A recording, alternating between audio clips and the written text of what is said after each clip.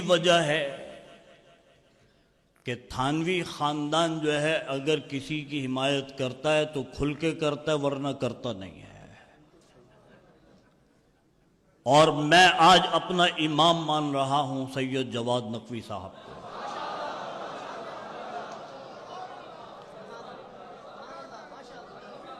اس لیے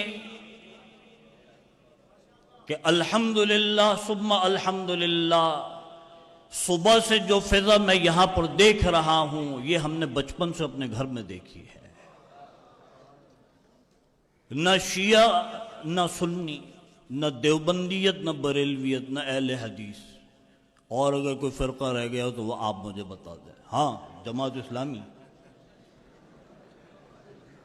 اسلامی بھی ایک فرقہ ہے، اس کے علاوہ کوئی ہے تو وہ آپ بتا دیجئے گا مجھے بڑی خوشی ہوئی یہاں پر، اس لیے کہ ہم نے اپنے ہوش و حواس میں دیکھا کہ مغرب کا وقت ہو گیا ہے۔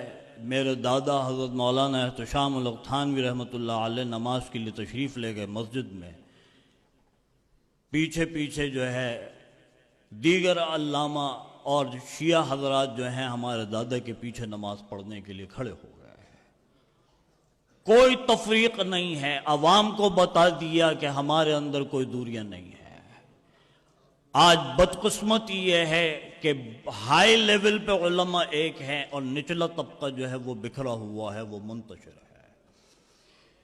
میں اگر کسی شیعہ عالم کے کہنے پر پروگرام میں چلا جاؤں تو میری مسجد کے جو لوگ ہیں نمازی، وہ میری گدی پکڑ لیتے ہیں، میں صحیح بتا رہا ہوں۔ لیکن میں سلام پیش کرتا ہوں، ابھی ماضی قریب میں حضرت تشریف لے گئے ایک جگہ تعزیت کے لیے، گئے یا نہیں گئے؟ میں نے ان سے یہ سوال کیا کہ اب میری گردن پکڑتے تھے، اب ان کی گردن پکڑو جو فاتحہ خوانی کر رہے ہیں۔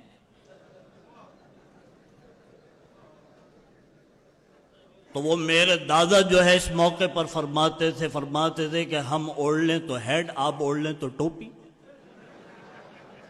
عجیب بات ہے، ہم اگر چلے جائیں کسی بھی مسلک کے پروگرام میں تو ہمارا جو ہے جینا حرام ہو جاتا ہے۔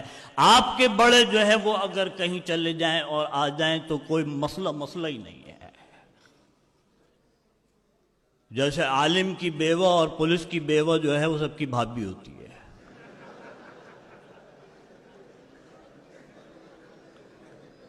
تو ہمارے ساتھ ایسا ہے معاملہ۔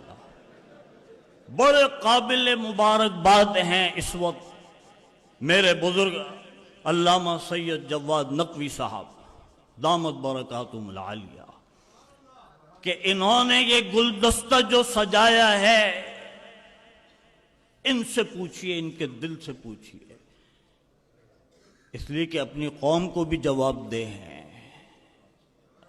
سب نے ویلکم نہیں کیا ہوگا، نہیں، آپ جذباتی نہ ہوں، میں سمجھانے کے لیے کہہ رہا ہوں، آپ دل پہ لے گئے۔